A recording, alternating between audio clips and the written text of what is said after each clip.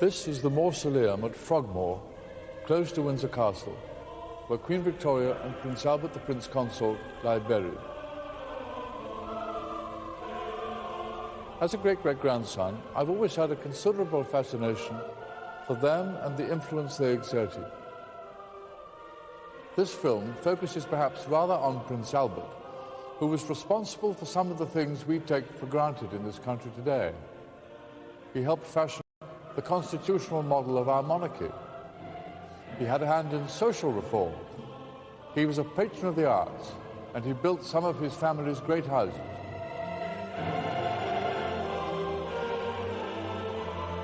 And above all, he was a staunch family man, deeply in love with Queen Victoria.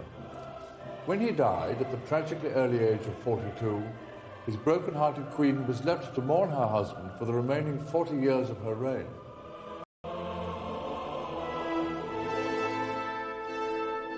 I always get a strong feeling of Queen Victoria's sense of loss from this photograph of mine, which shows Prince Albert, and in her own handwriting, Queen Victoria has written, "Beloved Papa," meaning Albert, "from poor, broken-hearted Mama." When she wrote it, the Prince Consort had already been dead for 2 months.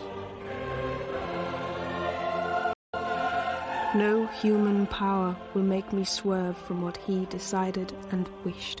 Queen Victoria vowed sadly after the Prince Consort's death, and right up until the Queen's Diamond Jubilee in 1897 that crowned the remaining 40 years of her lonely reign, she was guided by Prince Albert. The man she had loved so passionately at the beginning of her life was now no longer at her side. But his legacy still lives on here in this country.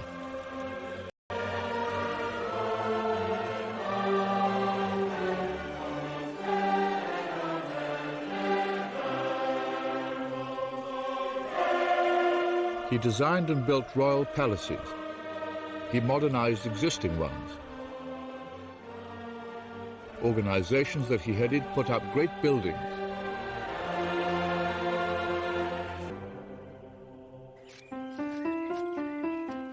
Before he was 30, Prince Albert designed and built Osborne House on the Isle of Wight as a romantic hideaway for the Queen and his family. The house remains much the same as it was then, a tribute to the remarkable artistic taste of the Prince Consort. The Queen wrote in her journal, the great diary she kept for 70 years. How happy we are here, and never do I enjoy myself more than when I can be so much with my beloved Albert and follow him everywhere. We have to remember that Queen Victoria was only 18 when she became sovereign. By the time she was 40, she was raising a family of 9 children, and still her responsibilities for her country and its colonies were enormous. She'd also survived a lonely and friendless childhood. As Queen, she'd grown totally dependent on Prince Albert.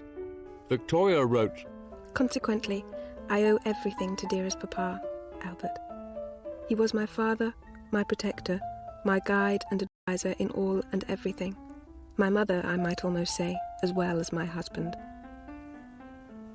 I had a very unhappy life as a child, had no scope for my violent feelings of affection, had no brothers or sisters to live with, never had a father."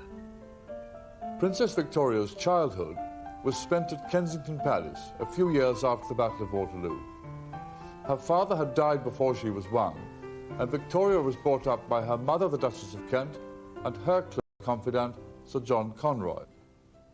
They devised what came to be called the Kensington system, which was a plot to make the Duchess of Kent regent when Victoria came to the throne.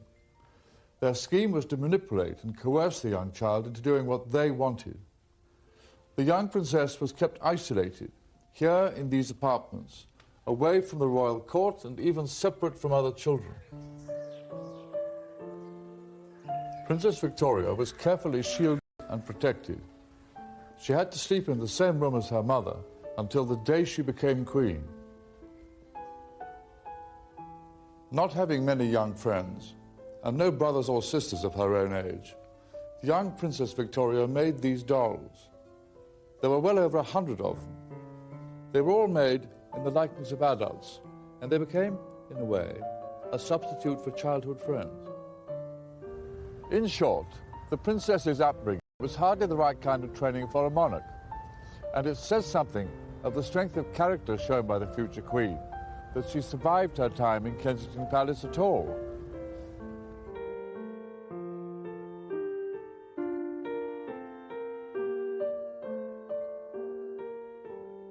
Princess Victoria's first cousin was being brought up with his brother here in Coburg in the middle of Germany.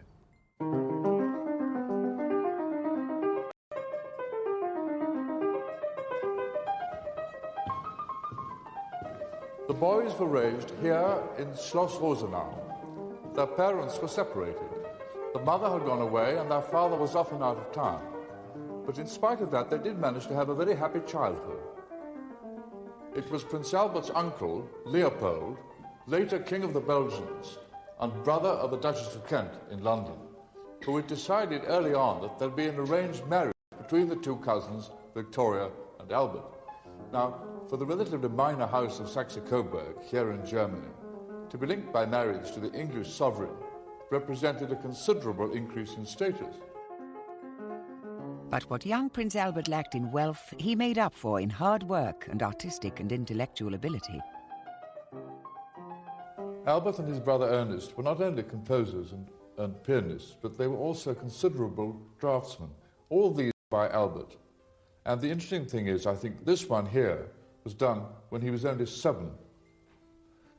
This is a rather fine sketch of a man in armour, and this one here is of a poor lady who was about to meet some awful fate, I think as a Sabine.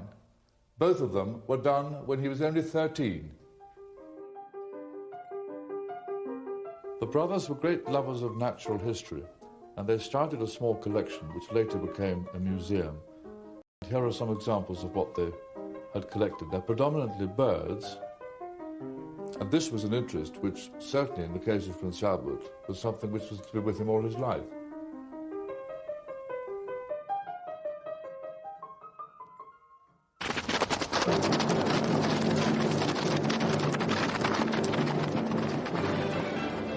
Dawn on the morning of June the 20th, 1837, at Kensington Palace.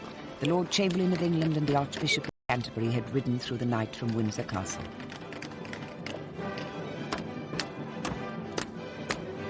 Open up in the name of the Queen! It was 6 a.m., and because of the hour, they were refused entry. Only when they demanded to see the Queen were they let in.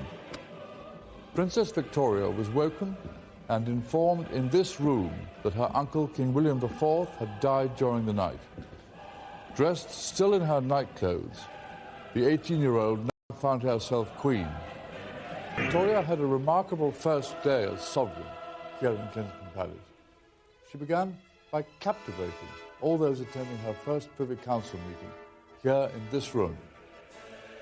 Melbourne, the Prime Minister, Lord John Russell, Lord Palmerston,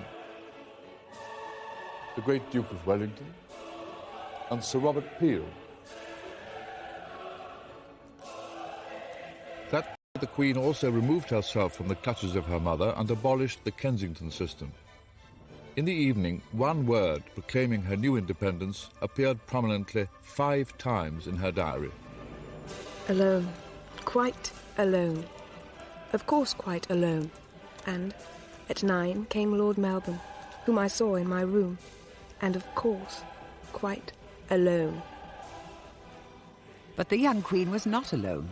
The court she presided over was highly political. Lord Melbourne was not only Prime Minister and leader of the Whig Party, he also acted as the Queen's principal advisor. Dining and riding with Lord Melbourne most days, the teenage Queen became first dependent on his advice and then quite infatuated with the worldly 58-year-old Prime Minister. The young Queen was readily influenced by Lord Melbourne. He distrusted change and hid from her the truth about social conditions in Britain. He believed children should be put to work in factories rather than starve. He thought flogging in prisons and treadmills was permissible, and that workhouses were for the social good. So, at a very early age, Queen Victoria's natural sympathies were blunted by the views of Lord Melbourne. Worse, the court Queen Victoria had inherited was traditionally partisan. Her ladies-in-waiting appointed by the party were wives of prominent Whig politicians. Inevitably, the crown became embroiled in a political crisis. It came when Melbourne's Whig government was forced to resign. The young Queen was desperate at losing her father figure. She wrote tearfully at his departure, All my happiness gone. That dearest, kind Lord Melbourne no more my minister. I sobbed and cried much. and the next day at Lord Melbourne's final audience. I sobbed much, and kept holding his hand for some time fast in one of mine. I felt that in doing so he could not leave me. Then, in her grief, the young Queen behaved unconstitutionally. I could eat nothing. Wrote one line to the Duke of Wellington to request him to come. Instead of calling upon Sir Robert Peel, the leader of the opposition, to form the new government, the Queen asked another close friend, the powerful Duke of Wellington. The Queen was playing a dangerous political game to get her way. Wellington wisely declined. Ma'am, here is my list of cabinet appointees. The disgruntled Tory opposition leader Peel retaliated. And my request, ma'am, is that you remove your... But, ma'am... The Queen was asked to replace her ladies of the bedchamber, many of whom had become personal friends, but all of whom were Whig supporters. The Queen adamantly refused. In the deadlock that followed, Peel said he could no longer form a government. Triumphant, the Queen wrote back to Lord Melbourne. I was calm, but very decided. The Queen of England will not submit to such trickery. Keep yourself in readiness, for you may soon be wanted. Queen Victoria then asked Lord Melbourne, her mentor and favourite, to return and form another government. And that brought an end to what became known as the bedchamber plot. It was an incident in which the young Queen was seen to exceed her role as sovereign. Changes would have to be made. Prince Albert Saxe-Coburg-Gotha, just 20, found himself in this volatile atmosphere in October 1839. To encourage the union between the two royal households, he had travelled all the way from Germany to meet Queen Victoria at Windsor. The Queen saw Prince Albert at the foot of the main staircase. That night she wrote, It was with some emotion that I beheld Albert, who is beautiful. and then she went further.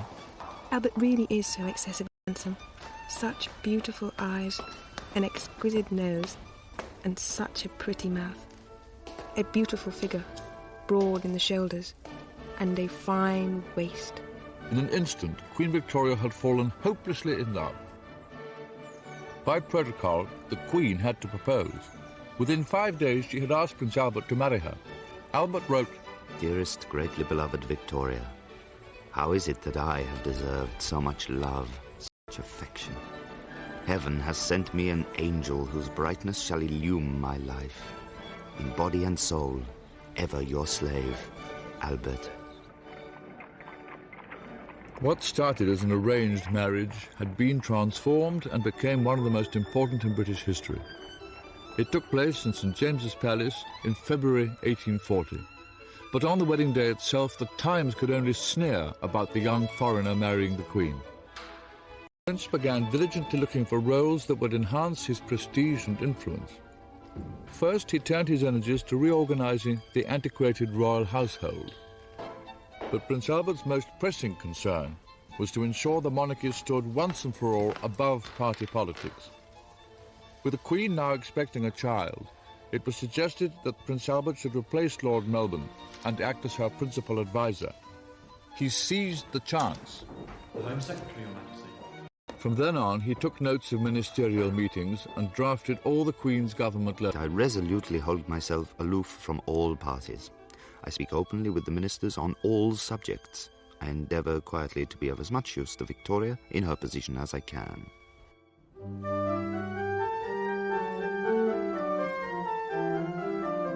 Sir Robert Peel was aware of Prince Albert's artistic talents and invited him to chair the Royal Commission to select pictures for the newly built Palace of Westminster. Albert was just 22. He had found a role at last as an energetic facilitator of great projects. At precisely this moment, a new form of picture, symbolic of the new technologies sweeping the country, appeared. Prince Albert was among the first to embrace the medium of photography. Prince Albert at 23, one of the first photographic portraits ever taken in Britain. And Queen Victoria at the age of 25 with her eldest daughter, the Princess Royal, in 1844. And here's another one of Prince Albert as a mature 29-year-old. By now he was becoming an innovator, determined to come to grips with the great industrial age sweeping Britain.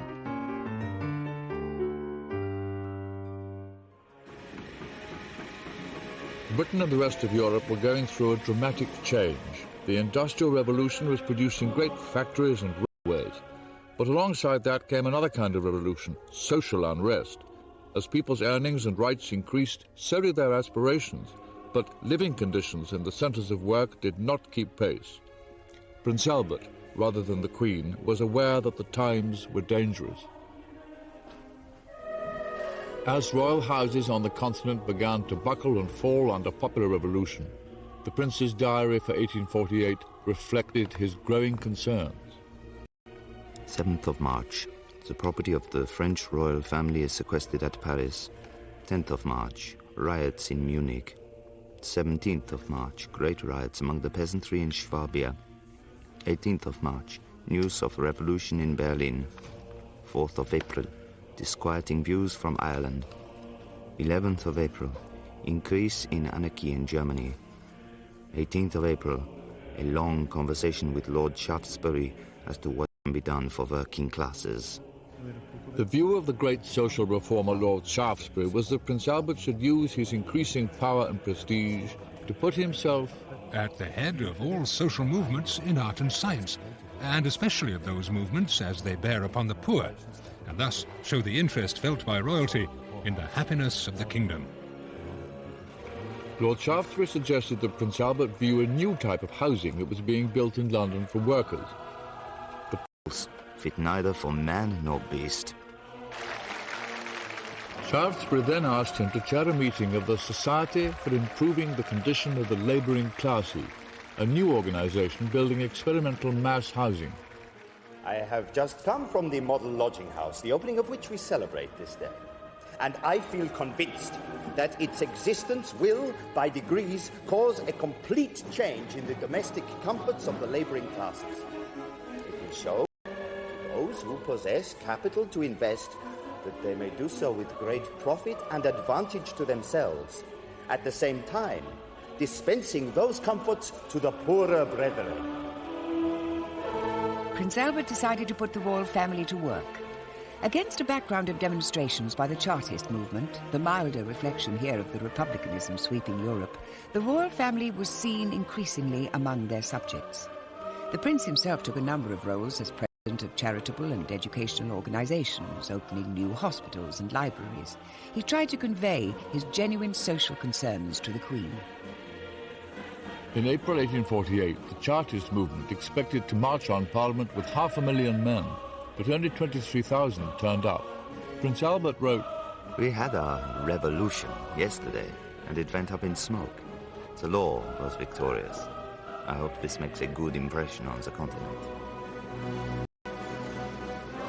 Despite events elsewhere, the Crown, it seemed, had never been more popular, and to give the Queen and her family more security and privacy, Prince Albert had built Osborne House, a country retreat on the Isle of Wight.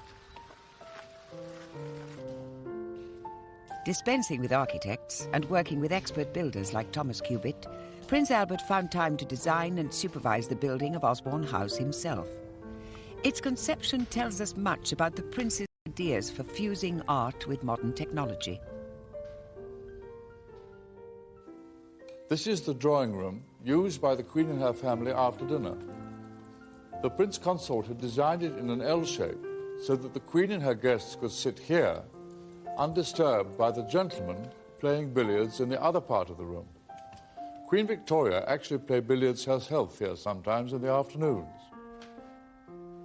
Osborne was above all a family home, and by 1857 all 9 children of the royal couple had slept in this nursery.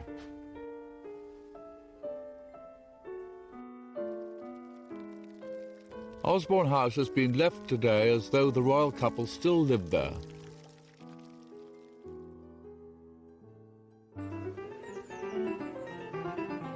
Prince Albert laid out the park, planted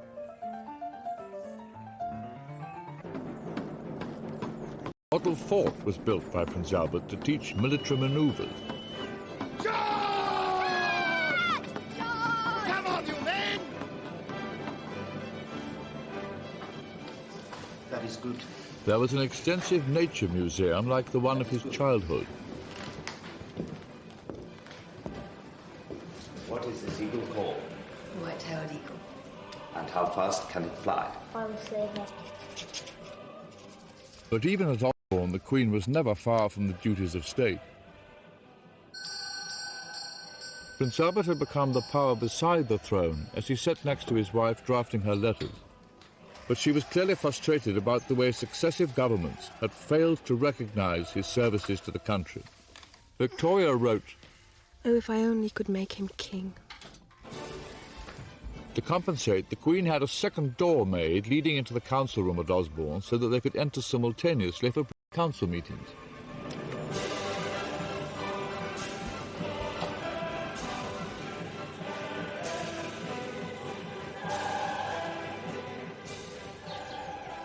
Then came possibly Prince Albert's finest achievement. He became the guiding force behind a festival of art, science and engineering that would capture the spirit of the Victorian age. He had once admired the great conservatory at Chatsworth House in Derbyshire, and when its architect presented him with a daring plan to house the exhibition in a palace of glass, the prince approved. This is the first sketch for the great exhibition. It's a doodle on blotting paper by Joseph Paxton, the designer of the Chatsworth Conservatory. At the start, the great project hit difficulties, many of the objections coming from establishment enemies of the foreign prince. The Royal Commission that the Prince chaired had two aims. It recognised the worldwide supremacy of British industry, but believed it could be further improved, exposing it to superior design from abroad. So by making the exhibition international, the Commission created a showpiece for free trade. This was strongly opposed by protectionists within the government. It was a question of whether this exhibition should be exclusively limited to British industry. Particular advantage to British industry might be derived from placing it in fair competition with that of other nations. Then there was a problem of finance. The government declined to contribute, so the cost of £108,000 was raised by public subscription. The Queen and the Prince provided £1,500. There was opposition to the use of the Hyde Park site. Led by a vociferous MP, claims were made that too many trees would have to be felled. So instead... At present I am more dead than alive from overwork. The opponents of the exhibition work with might and main to drive myself crazy. On completion, the Crystal Palace covered 16 acres, was 3 times the length of St. Paul's Cathedral, and made up of 293,000 panes of glass. It had been put up from scratch in 6 months. But 100,000 exhibits had still to arrive from Britain and the 4 corners of the world for the opening in May 1851. Everybody is occupied with the great day of tomorrow, and my poor Albert is terribly fagged. Terrible trouble with the arrangements for the opening.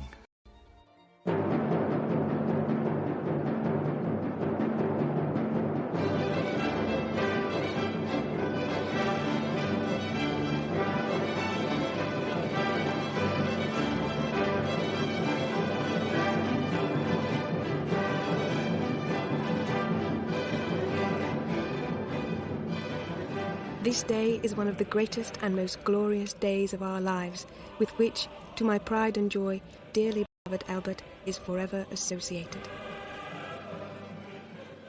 The glimpse through the iron gates of the transept, the waving palms and flowers, the myriads of people filling the galleries, together with the flourish of trumpets as we entered the building, gave a sensation I shall never forget, and I felt much moved. Among the ambassadors at the opening was a mysterious Chinaman dressed in satin who repeatedly bowed to the Queen. Tactfully, Victoria included him in the procession. He Sing turned out to be an impostor. He was the owner of a Chinese junk moored on the Thames who pushed his way to the front. The exhibition was the greatest treasure trove of industry, art and science the world had ever seen. British exhibits filled the entire western nave, and foreign ones took up the eastern half. The Indian section was a cornucopia of gems, silks, cottons and great crowns in precious metals. There were elephant tusks and tiger skins. The most popular exhibit was in the French section, a fountain of eau de cologne that ran continuously. Then there was the latest engine by James Watt, possessing the collective power of 700 horses. A floating church for seafarers. The Koh-i-Noor diamond. A soda water machine. A boat easily converted into a comfortable mattress or safety life belt. An India rubber bath. Wigs that had built-in ventilation. And a set of false teeth enabling the wearer to yawn. The country's entire population was only 23 million. Prince Albert was able to write with satisfaction. The crowds at the exhibition are bigger each day. On the financial side, we naturally stand very well. Profits from the Great Exhibition were £186,000, and Prince Albert wanted the money to encourage new design in British industry. The catalyst for the new schools of design would be a great cluster of museums in Kensington. His ideas led to the Science Museum, the Natural History Museum, the Victoria and Albert Museum for Arts and Design, and the Albert Hall for music and science exhibitions.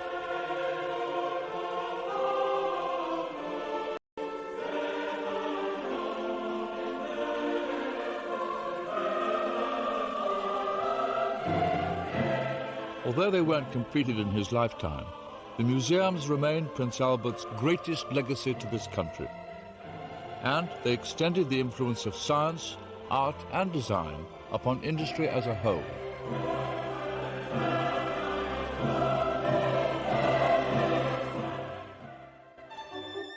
An event in February 1849 confirmed once again the Queen's need for more privacy and security. One of her sketchbooks was stolen from Windsor Castle and the contents published in a popular newspaper. The Times thundered, Let the Queen of Great Britain be able to sit down to her piano or sketchbook with the same security against intrusion as any other lady in the land. At around this time, the royal couple acquired the Balmoral estate in Scotland. Its remote location was deliberately chosen to shield the Queen from repeated intrusion by the London press and to ease the prince's increasing exhaustion. Instead, of course, Prince Albert demolished the old castle and in 3 years designed and put up a new one, the Balmoral of today. He wrote, The new house is up 1 story, and with its dressed granite, promises to present a noble appearance. The work is terribly hard. The Queen wrote, Every year my heart becomes more fixed in this dear paradise, now that all has become my dear Albert's own creation, own work, own building, own laying out, as at Osborne.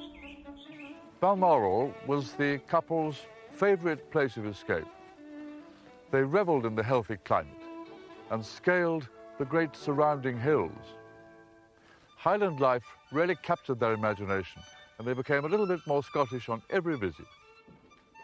Just as Prince Albert had helped introduce the German Christmas to Windsor, so at Balmoral the royal couple lived out the romantic Scottish image of tartans, kilts, along with Carl Haag.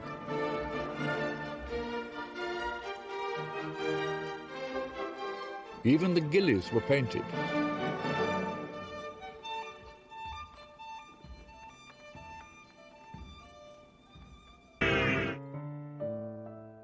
Balmoral was always in form, and it was here that Queen Victoria appears to have made up for the childhood she'd missed. It was wonderful not seeing a human being, nor hearing a sound, excepting that of the wind, or the call of the black cock or grouse.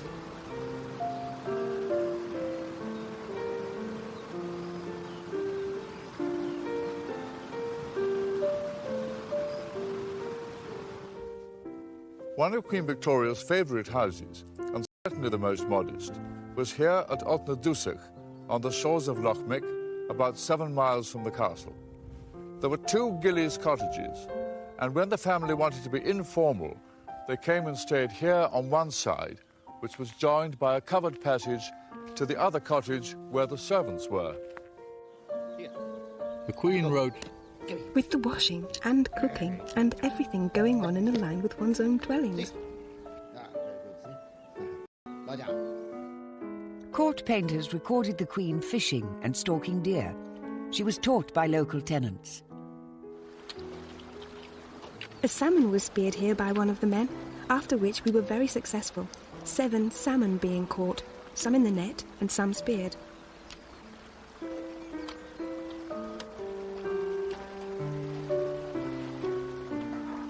The scene at this beautiful spot was exciting and picturesque in the extreme. I wished for Landseer's pencil. Idyllic Landseer paintings captured life at Balmoral for the royal couple, and the normally restrained Prince Albert became more lyrical in his writing.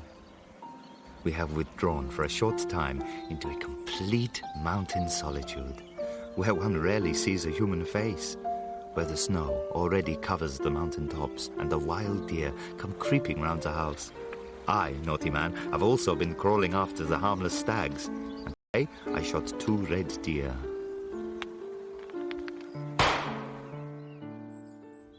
Suddenly, while he was at the height of his powers, Prince Albert found himself in a very vulnerable position. In 1853, public opinion swung violently against him over an issue of patriotism. It became known that the prince had advised the Queen against sending a British force to the Crimea to stop Russian expansion in the eastern Mediterranean. It is too much that one man, and he not an Englishman by birth, should be administrations. Nevertheless, the controversy soon died down once the royal couple bowed to popular will and supported the expedition against Russia. Initially, the Crimean campaign was a disaster for the British Army. The men soon became bogged down in trench warfare around the landing port of Balaclava, and they weren't dressed or equipped for fighting on Russian soil. There were no proper field hospitals, and the dead were buried in rows by the ships in port. William Russell, the Times correspondent at the front, was the first to reveal the incompetence of the expedition. This army has melted away almost to a drop of miserable, washed-out, worn-out, spiritless wretches who muster out of 55,000 just 11,000 fit to shoulder a musket. It is with feelings of surprise and anger that the public will learn that no sufficient medical preparations have been made for the proper care of the wounded. It's interesting to note that my old regiment, the 11th Hussars, which had escorted Prince Albert from Dover to London when he came to marry Queen Victoria, found itself 14 years later leading the charge of the Light Brigade. That charge effectively ended the Battle of Balaclava. Out of 110 officers and men who galloped into the Russian line, less than a quarter returned. The army was in a mess. The Queen, concerned about morale, regularly visited those wounded who were fit enough to be evacuated. Meanwhile, the Prince was approached by certain senior officers and asked to reorganize the whole structure of the army. I hazard the opinion that our army, as at present organized, can hardly be called an army at all, but a mere aggregate of battalions of infantry, with some regiments of cavalry and an artillery regiment. Prince Albert's intervention turned out to be crucial. The army wasn't organized for grand foreign expeditions, so he devised a system of supply bases leading all the way to the battlefields of the Crimea. They had to start in the south of England, so first he looked for open land that was close to railways and embarkation ports and could be used for manoeuvres, and the base at Aldershot came into being. Prince Albert advocated the setting up of hospitals at the main supply port of Balaclava and close to the front. And here you can see Balaclava with the hospital here on top of the hill. Finally, Prince Albert ordered a railway to be built at full speed from the Allied base at Balaclava to the Russian stronghold at Sevastopol. It was to supply the besieging British, French and Turkish troops. And here you can see the strongly defended fort in Sevastopol. The railway was effective in getting ammunition to the front. These are some of the remains of the Russian defences around Sebastopol after the British and French artillery had smashed their way through. When the Queen took the salute at a victory parade in London of men who charged the Russian defences at Sebastopol, the prestige of the crown couldn't have been higher. But Prince Albert's 15 years of hard work came at a price. His health was deteriorating. Photographic portraits show the 40-year-old prince aging prematurely. His hair is receding, his waist thickening. His loving wife already regarded him as unofficial sovereign, and when the Whig government of 1857 found yet another reason for not giving him the status of prince consort, Queen Victoria, out of frustration, awarded him the title herself.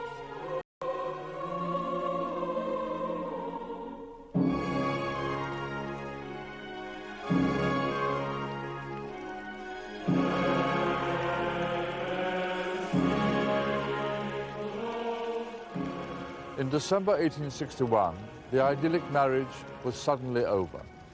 Prince Albert had caught a chill. The doctors, terrified of alarming the Queen, kept the seriousness of his illness from her. In the end, they told her that it was gastric fever. Every Victorian knew what that meant: typhoid. The source, it's been suggested, was the notoriously unreliable and insanitary drains here at Windsor Castle. Throughout December, his condition gradually deteriorated.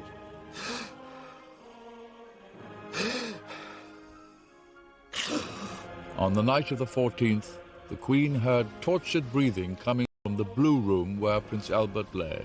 She rushed to his side and whispered in German, Es ist das kleine Frauchen. "It is your little wife. Kiss me." 2 or 3 long but perfectly gentle breaths were drawn, the hand clasping mine, and it turns me sick to write it. All was over. I kissed his dear heavenly forehead and called out in a bitter and agonizing cry,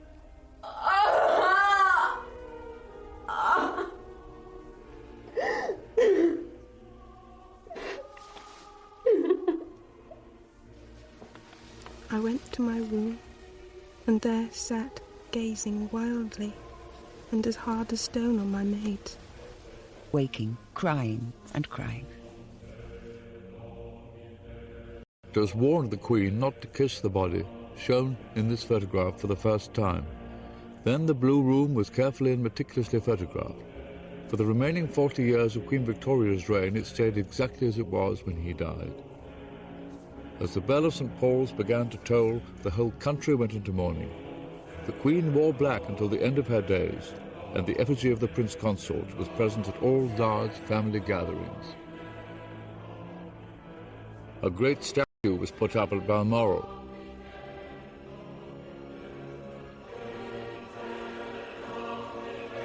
As well as at Caen on one of the surrounding hills. The mausoleum to hold Prince Albert was built at Frogmore on the Windsor estate, where the Queen had said that one day she would lie next to him.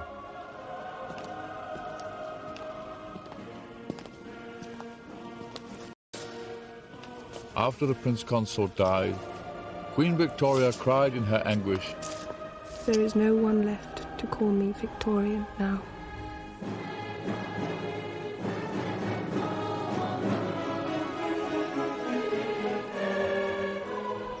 The Queen was heartbroken. She didn't carry out public duties again for 5 years. Right at the furthest corner of the Balmoral estate, on the shore of Loch Mick, stands the Glassholt.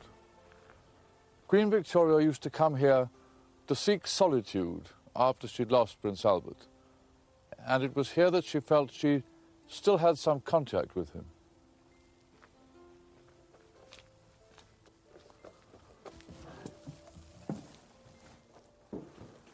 The house has hardly changed at all since the Queen lived and grieved here for the prince who'd done so much to change her life and the life of this country.